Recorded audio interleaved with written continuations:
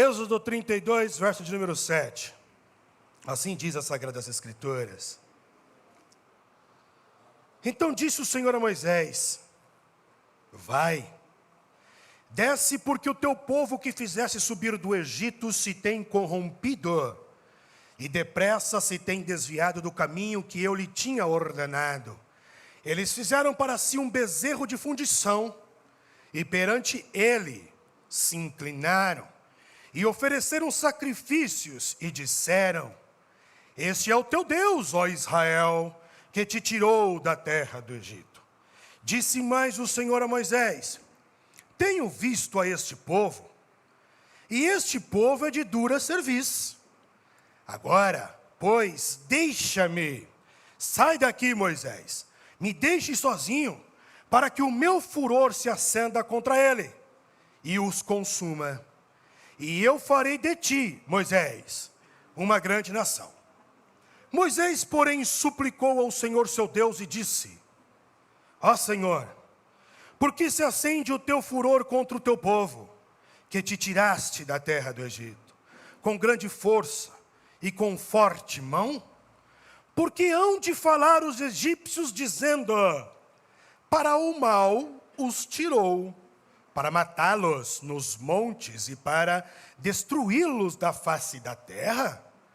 Torna-te do furor da tua ira, e arrepende-te deste mal contra o teu povo. Lembra-te de Abraão, de Isaque, de Israel, os teus servos, os quais por ti mesmo tens jurado e lhes disseste: multiplicarei a vossa descendência como as estrelas do céu, e darei à vossa descendência toda esta terra, de que vos tenho falado, para que possuam por herança eternamente. Então o Senhor arrependeu-se do mal que dissera que havia de fazer ao seu povo. Hoje é comumente aceito no mundo cristão o Dia Internacional da Oração. E quando falamos de um dia qualquer que é internacional, estamos falando que o mundo inteiro, o mundo conhecido, está participando daquele momento. Em outras palavras, o Dia Internacional da Oração nada mais é do que um dia memorial. Por memorial, eu estou dizendo que resgata, que traz a memória. E por que é que você e eu, às vezes, precisamos de dias memoriais? Porque a nossa mente é falível. Nós esquecemos. Eu vou te dar um exemplo muito clássico disso. Pergunta para o teu marido a data de nascimento do teu filho. Pergunta para o teu marido o dia que vocês começaram a namorar. Pergunta para o teu marido o dia em que vocês noivaram. Até mesmo o dia em que casaram. E você vai perceber e vai comprovar que nós temos a mente falível. Nós temos uma mente limitada. Nós não decoramos tudo. Nós não aprendemos tudo. E existem coisas que aprendemos que também nós esquecemos, passa desapercebido, e para não esquecer, nasce então dias memoriais, e isso me deixa triste. Um dia internacional da oração, para resgatar o fato de orar, me deixa triste.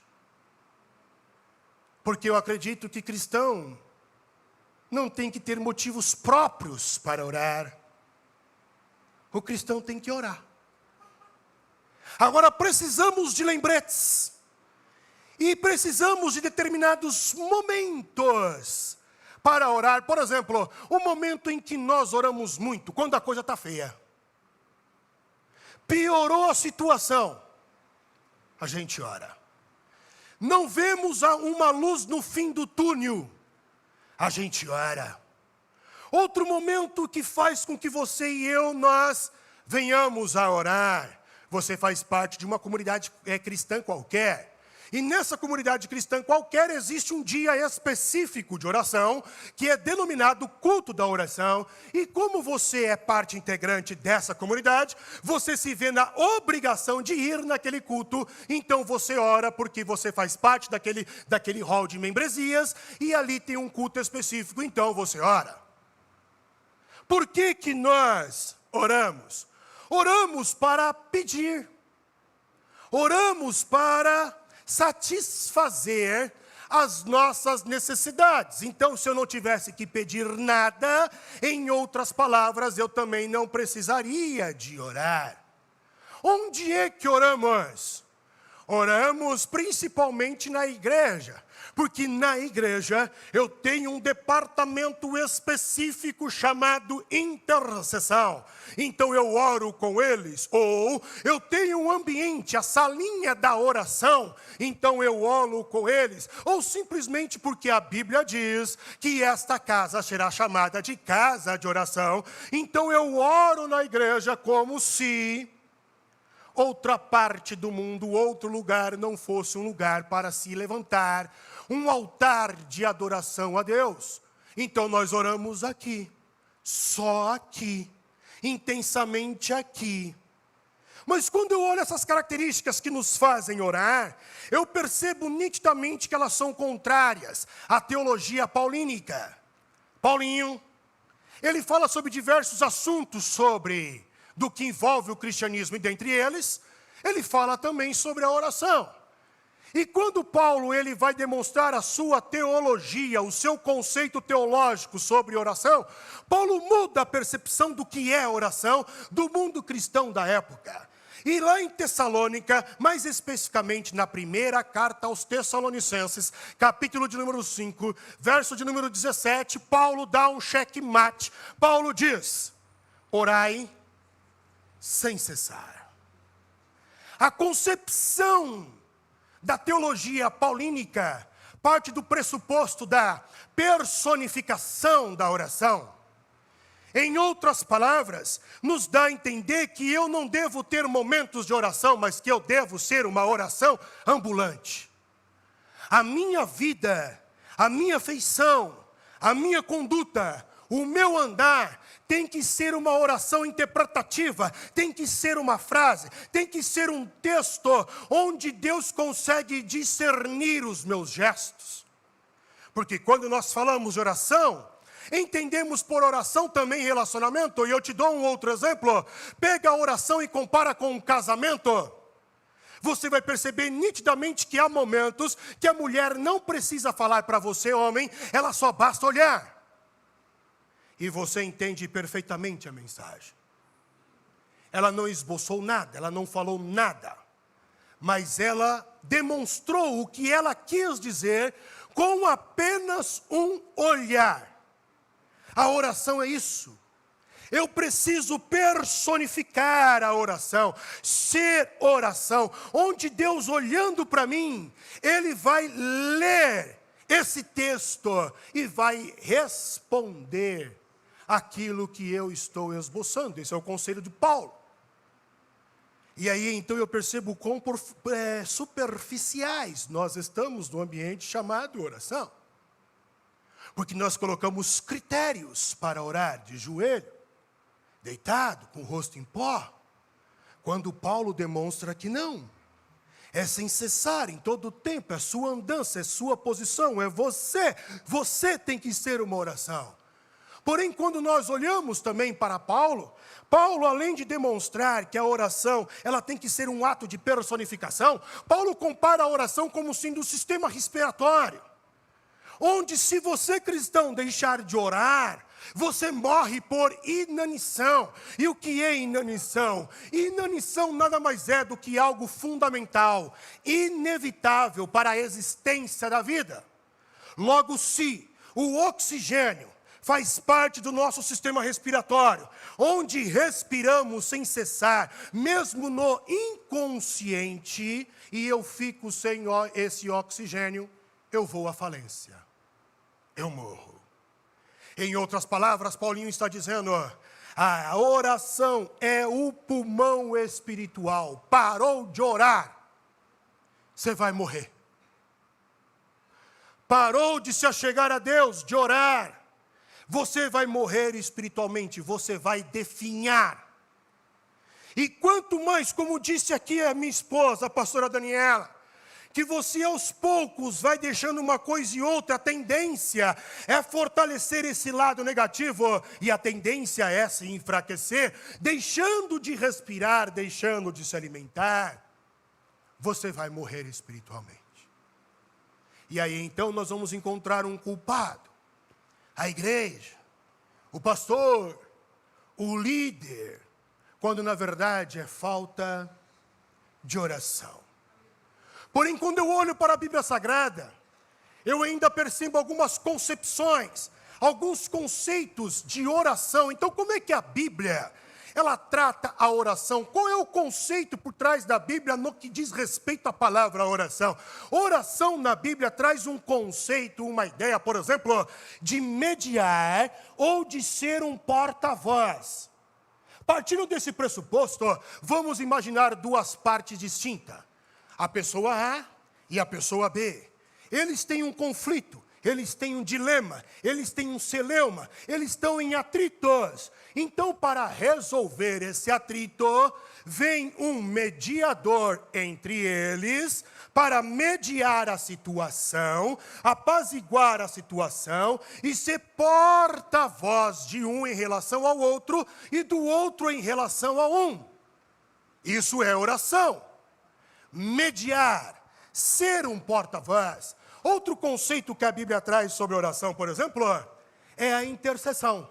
E quando eu falo de oração como intercessão, eu estou falando que X pessoa tem uma causa. E eu vou lá e pego aquela causa daquela pessoa, como se fosse minha, e eu apresento ela a alguém que pode resolver. E aí eu tenho outro conceito da oração. Oração como pedido. Porque quando eu vou pegar a causa daquela pessoa para apresentar para quem pode resolver, eu também ao mesmo tempo vou pedir para esse que pode resolver. Então não é pedir a esmo. Vou falar lá com o líder do departamento, não deu certo. Vou falar lá com o pastor conselheiro do departamento, também não deu certo. Agora eu vou falar então com o segundo pastor da igreja, não deu certo. Eu vou falar agora então com o pastor, para ver se dá certo. Não é um pedido qualquer a qualquer pessoa. É um pedido a uma pessoa que pode resolver. É mais ou menos aquela ideia, aquele ditado popular: eu não vou falar com os palhaços. Eu vou falar com o dono do circo. Pois se eu falar com um colaborador, ele vai ter que reportar ao dono do circo. Então eu vou falar de novo, ou eu vou falar com quem pode resolver. Oração é sinônimo de pedido. Mas de todos os conceitos e concepções, e vertentes, e significados que a Bíblia traz para a oração, o que eu mais gosto é: a oração é uma conversa que vai e vem. Nesse sentido, oração é um diálogo. Nesse sentido, oração é confabular. É você conversar agradavelmente sobre uma ideia, sobre um assunto, e ali vai discorrendo aquele assunto.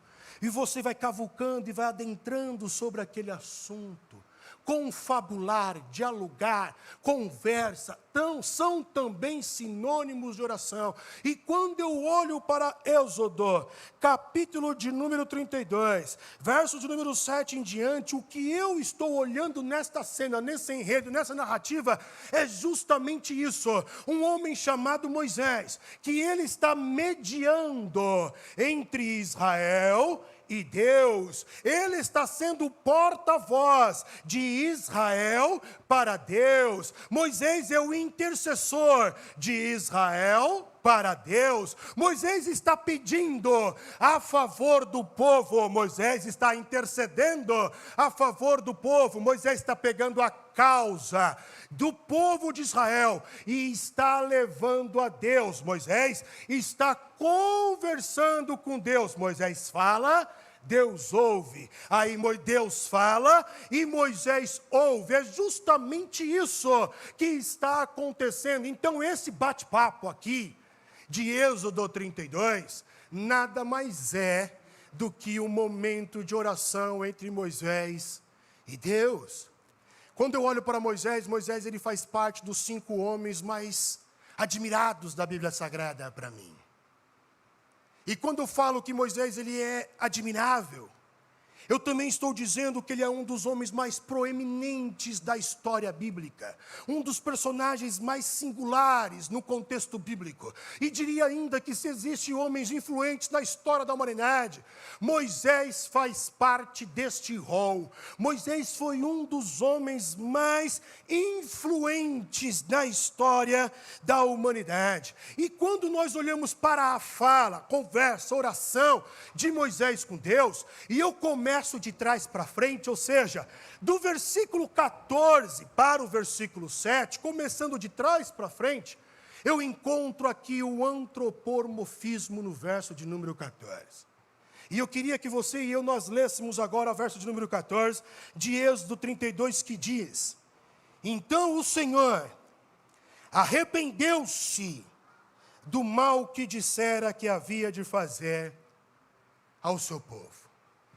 Essa expressão, grave isso, ela é antropomórfica.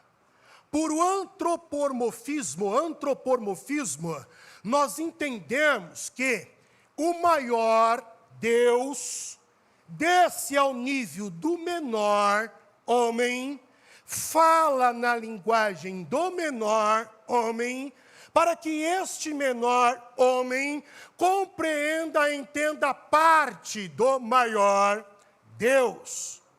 Antropomorfismo é Deus falar a nossa linguagem.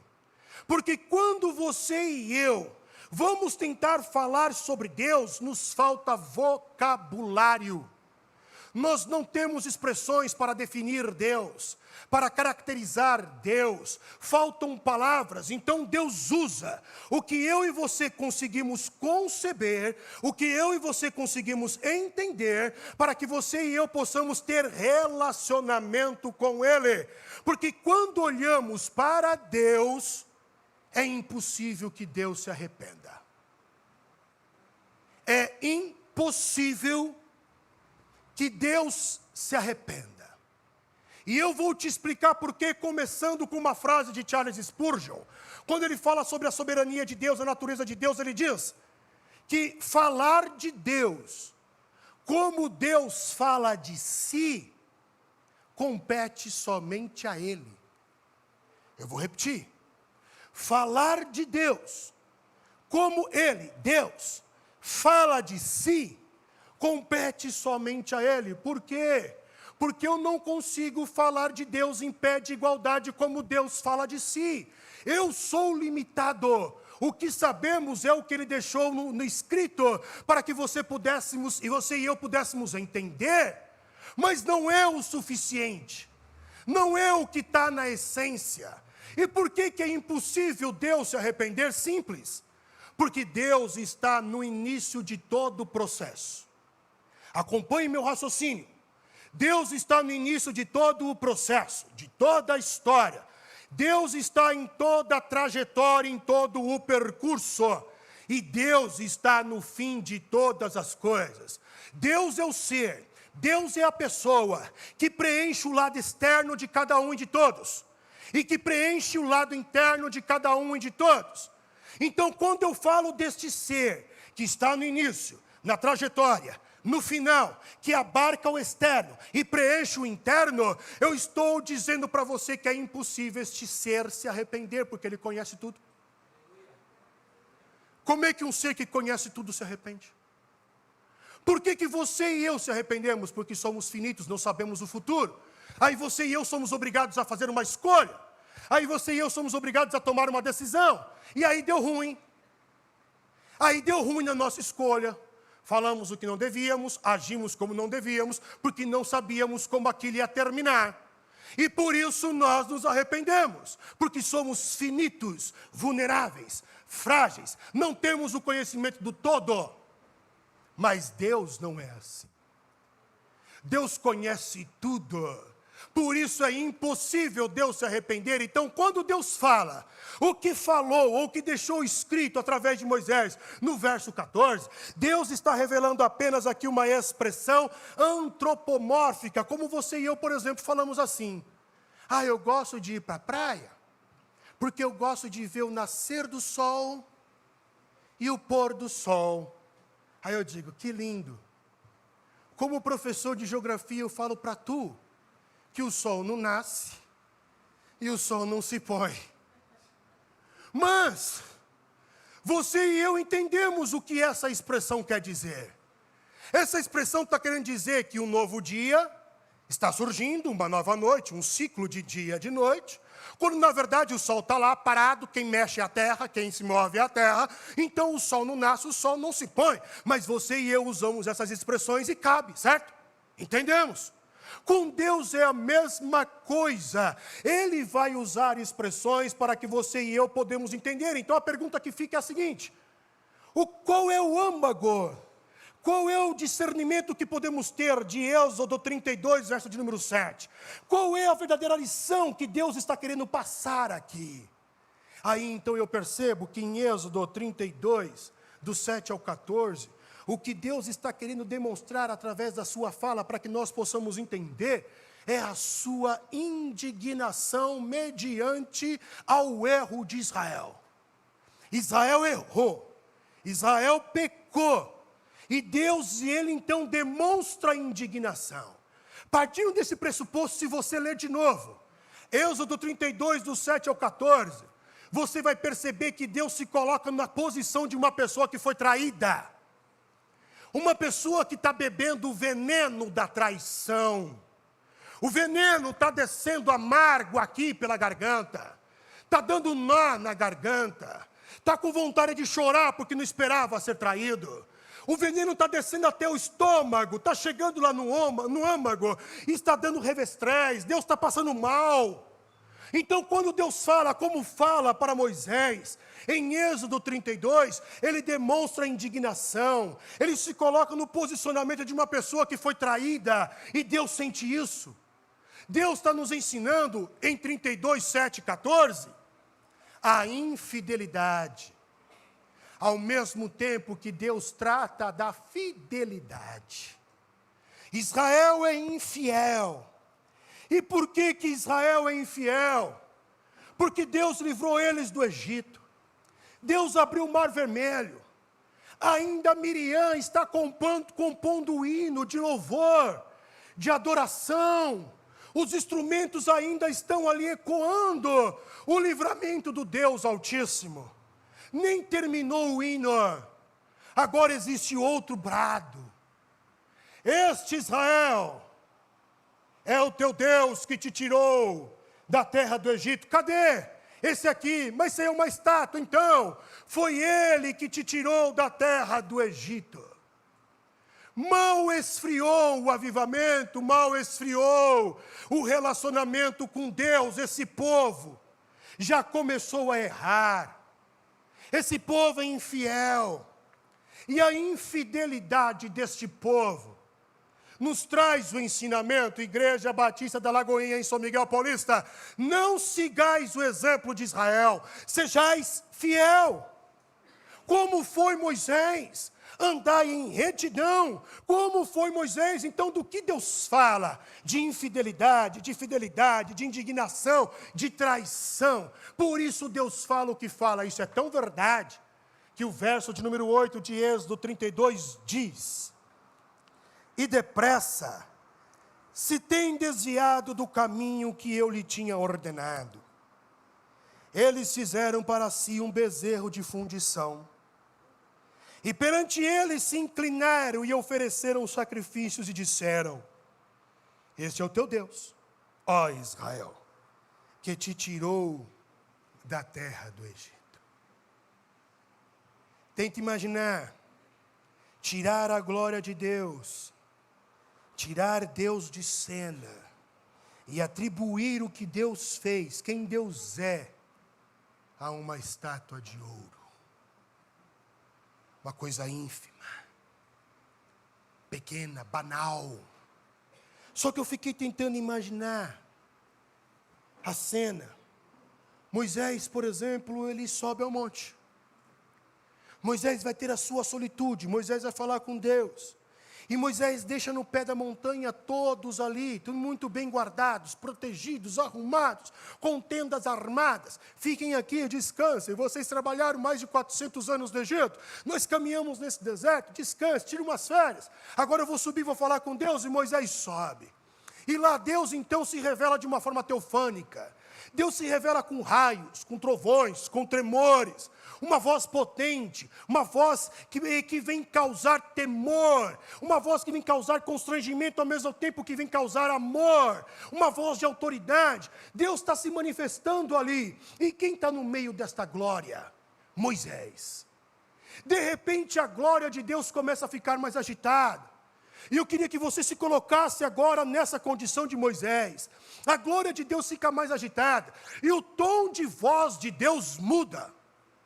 Porque num bate-papo, nós percebemos quando a pessoa está alterada.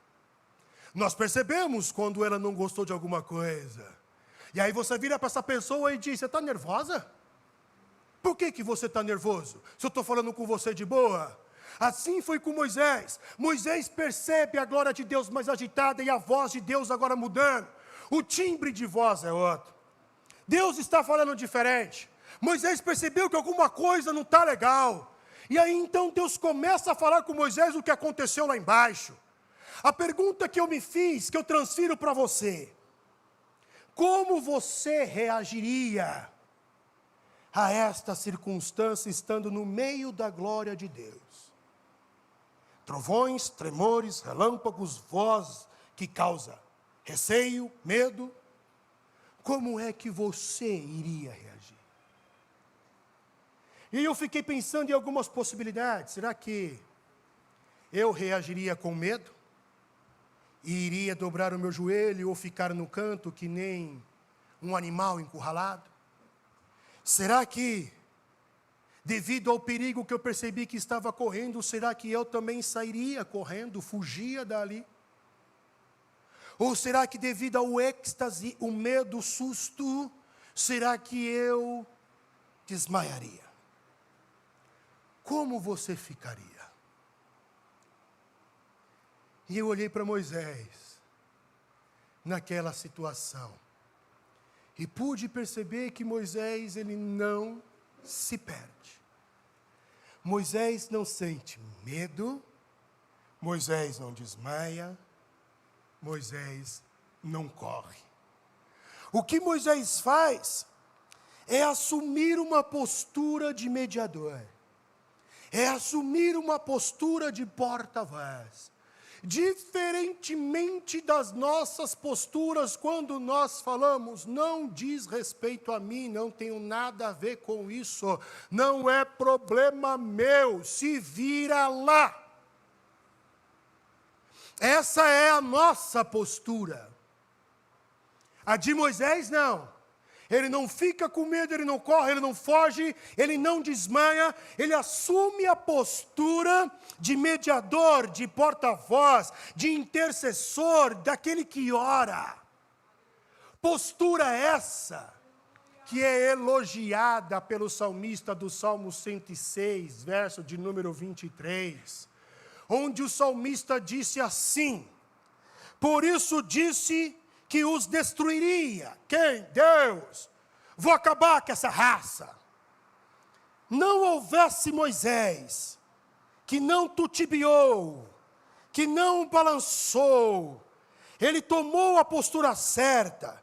Moisés, o seu escolhido, ficando perante ele, na brecha, entre Deus e o povo de Israel, para desviar a indignação de Deus, para que o povo não fosse destruído.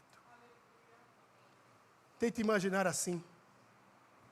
Deus pega um arco e flecha e mira bem no meio da tua testa,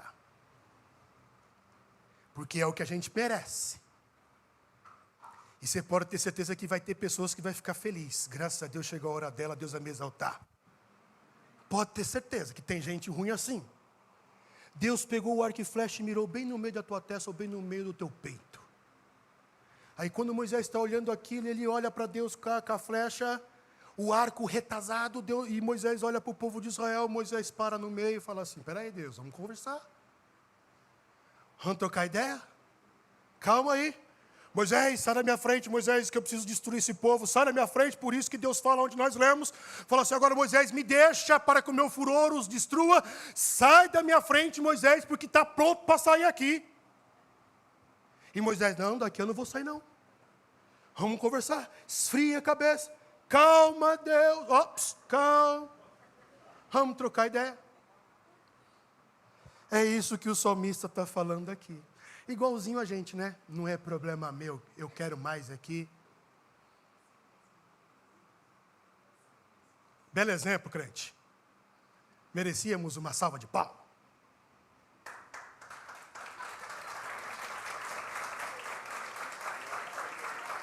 Parabéns pela postura de porta-voz em dizer que o problema não é teu.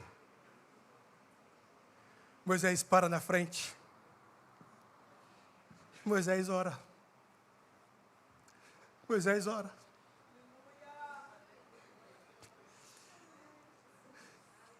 Eu aprendo que onde as palavras não alcançam, a oração chega. Domingo passado eu me recordo que quando acabou o culto da manhã, 11h30, aí eu tive que fazer um atendimento pastoral com um irmão que está vindo para a nossa igreja. E eu fui conversar com ele, nós não conseguimos conversar em outros horários, e fomos conversar naquele domingo após o culto da manhã. Então tudo acabou aqui, eu fui lá conversar com ele, todo mundo foi embora, e eu lembro que o pastor Renato pegou o seu carro e foi levar o filho dele, Gustavo, para casa. A pastora Sheila ainda ficou terminando algumas coisas ali na parte da cantina, e eu estava na sala pastoral conversando com esse irmão. E aí de repente a pastora Sheila chegou pálida, branca, e fala, pastor, aconteceu um acidente com o Renato, eu não sei o que é. O senhor pode me levar lá de carro? Aí eu cheguei e falei assim, filha, eu vou piorar a situação porque eu estou sem carro, porque a Daniela foi com o carro embora, quando acabou o culto eu estou sem carro, vamos ter que ir a pé. Aí o irmão que estava ali na minha frente falou, pastor, eu estou com o carro aqui, eu levo vocês. Falei, irmão, me perdoe e me desculpa ter que parar o nosso atendimento e ir lá, mas você pode nos levar sim? E ele foi nos levar lá. E quando nós chegamos lá, aí estava ali um fuzueiro, infelizmente o pastor Renato bateu num motoboy. E ele parecia estar meio alcoolizado, um pouco alterado. E muitos gritos ali na rua. E aí eu olhei para Deus e falei, de novo, o Senhor me colocou numa enrascada. Eu falei assim, o que eu vou fazer lá? Eu no carro, enquanto o irmão tentava ainda acalmar a situação, sabe quando a gente tenta ser sociável?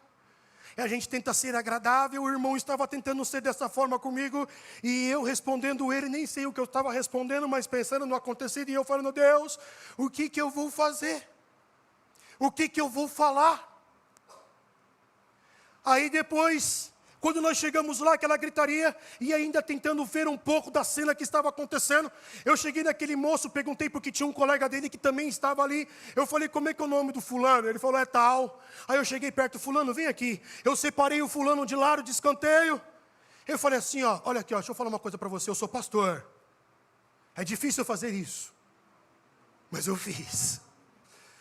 Eu sou pastor. E o que eu posso falar para você é perdão. Posso te pedir perdão, me desculpa. Nós erramos. Ele, pastor, se liga, meu. Você não fez nada comigo. O que você fez? Você chegou agora, o que você fez? Por que você está pedindo perdão? Tem que pedir perdão, não, você não fez nada. Eu falei, não, meu irmão, porque o Renato, ele é minha ovelha. Ele é da minha igreja, eu sou pastor dele. Então, quando ele erra, eu erro. Quando ele acerta, eu acerto. Ele é meu irmão. As palavras dele são a minha. A conduta dele é a minha. Então eu estou incluso nisso aqui, eu te peço perdão. Aí ele parou. Eu falei, eu não posso fazer nada para você agora, meu irmão. Infelizmente eu não posso te fazer nada. A única coisa que eu posso fazer para você é uma oração. Eu posso orar por você? E aí ele chegou em mim, pastor, olha como é que eu estou, meu, machucado, inchado, olha como é que eu estou. Eu falei, não tem problema, eu posso orar por você? Ele, tá bom. Aí ele tirou o boné, aí eu falei, vem aqui. Aí eu coloquei a mão no ombro dele.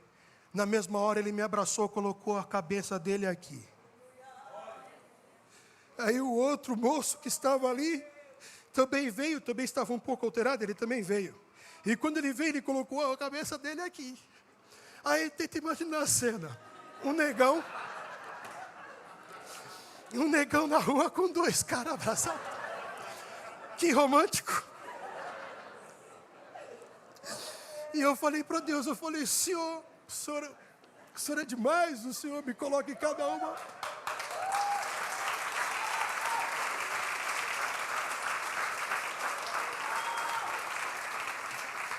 Eu só orei. E enquanto eu orava, ele também orou e falou assim: Deus, obrigado, cara, obrigado mesmo, porque o Senhor me livrou de um mal maior. E eu tô com vida. O resto a gente corre, faz o corre, Deus, mas o Senhor me guardou, o Senhor me livrou. Orando ali. Nós oramos. Depois disso, a conversa ainda foi mais amena. Cada um foi para sua casa, mas onde a palavra não chega, onde a palavra não surte efeito, a oração surte efeito. A oração chega. Por isso que nós não precisamos de motivo para orar. Para com isso, igreja do Senhor. Nós não precisamos de motivo para orar de campanha. Nós temos que orar. Nós temos que interceder. Nós temos que colocar: Pai, quem fez o carnaval fui eu, mas tu é pastor. Eu estava lá sambando. Eu estava lá me prostituindo como nação. Deus, me perdoa. Perdoa-me como brasileiro. Essa foi a oração de Neemias. Essa foi a oração de Daniel. Pai, nós como nação pecamos. Nós não demos atenção aos teus estatutos. Por isso estamos cativos. É assumir a posição, pegar a dor do outro e trazer e interceder. Isso é oração. Isso é oração. E Moisés fez isso. E quando eu olho para a oração de Moisés é uma oração que revela humildade. Verso de número 11. Moisés, porém, suplicou ao Senhor seu Deus. Súplica é um pedido de desespero, um pedido desesperado, onde eu revelo a minha pequenez, onde eu revelo a minha falta, onde eu revelo que eu sou carente, necessitado, que eu não tenho condição. Isso é súplica. Então Moisés mostra a humildade quando ele fala com Deus. Outro sim, se você olhar o verso de número 10, Deus faz uma proposta para Moisés que era indispensável. Deus diz para Moisés: Moisés, eu vou destruir o povo de Israel e eu vou fazer de você uma grande nação. Como é que você reagiria a esta proposta? Quer dizer que eu vou ser promovido? O Senhor vai tirar o Márcio Valadão e vai dar a Lagoinha todinha para mim? Conta comigo. E ainda eu uso de falsa humildade: eis aqui o teu servo, pode tirar o Márcio Valadão e dar a Lagoinha inteira para mim. A proposta veio de Deus. E Moisés disse: não. Obrigado. Estou de boa. Não quero. Humildade. A oração de Moisés revela que ele tinha um conhecimento da história, porque não adianta você orar a esmo. Por que o Brasil é corrupto? Aí tu falta na aula de história. Aí tu acha que é só matemática e português que é importante, tu não conhece a história do Brasil, você não sabe por que o Brasil é corrupto hoje. Aí no verso de número 12, Moisés revela a história, fala assim: Deus, é o seguinte, o que é que os egípcios vão falar? O Senhor fez todo aquele auê, todo aquele furdúncio, o Senhor usou os deuses dele contra eles, mostrou o teu poder para matar esse povo no deserto? Não estou entendendo não, Deus. O que é isso? Ele traz a história. E depois ele diz aí no verso de número 13: Senhor, e Abraão? E Isaac? E Jacó? E a aliança que tu fez com eles? História. Em outras palavras, Deus, o Senhor tem uma promessa. O Senhor fez uma promessa. Há uma aliança inquebrável da tua palavra, o Senhor jurou. Pelo Senhor mesmo, Moisés resgata a história. A oração de Moisés é uma oração que demonstra intimidade. Pois só quem é íntimo de Deus entra no Santo dos Santos, fica na glória de Deus, sem medo de Deus, e fala sem medo. Só quem é íntimo faz isso. Quem não é, pastor, você ora para mim? Pastor conselheiro, pastor líder de departamento, você ora por mim? Estou passando por algum problema? Não existe nenhum problema em você pedir oração, mas você quer ficar dependendo dos outros ou você quer ter intimidade com Deus? O que tu quer? Você quer molhar o teu tornozelo, molhar o joelho, ou você quer mergulhar nas águas do Espírito? O que tu quer? Quem é você em Deus? Só entra no Santo dos Santos quem é íntimo. Só. E quem não tem medo de Deus. A oração de Moisés é uma oração que demonstra amor. E por que eu falo isso? Porque tudo convergia para que o povo de Israel ele fosse destruído, tudo, a começar do pecado de Israel. Israel pecou, Israel foi infiel, Israel trocou a glória de Deus, tem que ser destruído. Israel confundiu Deus, tem que ser destruído. Israel atribuiu a uma estátua a glória de Deus e a essência de Deus, tem que ser destruído. Começa daí. Segundo, por que a oração de Moisés é uma oração de amor? Porque esse povo era um povo obstinado. O obstinado é aquele que é perseverante numa ideia. Ele não se deixa convencer quando você mostra o outro lado da moeda. Quando você aponta o erro para ele. Quando você aconselha ele, ela, e ele se faz de ouvido de mercador. Ele continua defendendo a tese dele mesmo sabendo que está errado. Esse é o de dura cerviz que a Bíblia diz. Esse não tem coração ensinável. Eu não sei se na tua família tem alguém assim. Se na empresa que tu trabalha tem alguém assim. Se na faculdade, na sala de aula que tu estuda tem alguém assim. Se na igreja que tu coopera tem alguém assim. Ele sabe tudo. A vontade dele, o desejo dele, a teoria dele se sobressai. E ele te quer convencer que está certo, mesmo sabendo que está errado. É o povo obstinado. Israel era assim. E mesmo assim, Moisés ora a Deus por esse povo. Esse povo obstinado, seja sincero, irmãos, e eu vou aqui confessar para você um pecado. Esse povo que é obstinado, que a gente se relaciona, cria uma raiva tão grande dentro de você. Você tem vontade, às vezes, de esquecer que a tua mão também ela é crente. Você tem. Porque ele vai criando uma raiva tão que ele vai aflorando a tua ira. E você está demonstrando, você fala, não faz, não vai, está errado, está errado. Vou fazer sim. É o obstinado.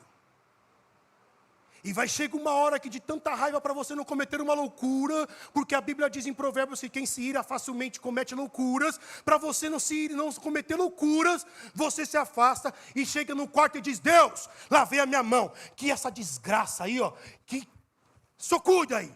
Ou o Senhor cuida ou eu vou entregar para o Satanás, como fez Paulo. Ele cria raiva. Israel era assim.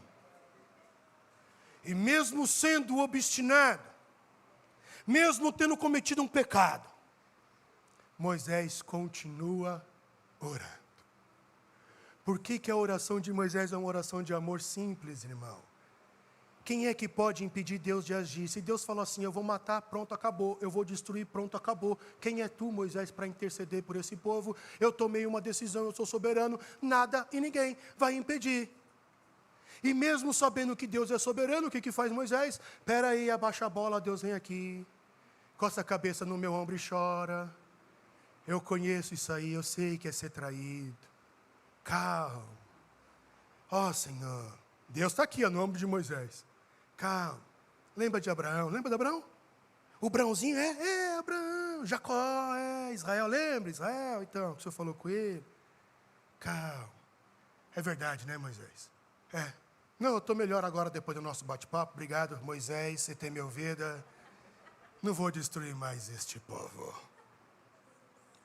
Veja bem, se Deus usa a linguagem de homem para falar conosco, O que eu estou aqui trazendo como figuras e metáforas são linguagens de homem para nós entendermos.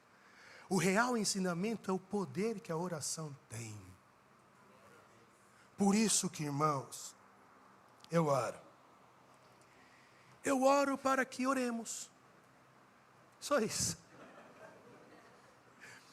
Eu oro para que a nossa oração ela seja uma oração encharcada de amor, como a de Moisés. Onde nós temos pessoas difíceis, mas devemos continuar orando pelos difíceis. Obstinado. Nós temos que continuar orando.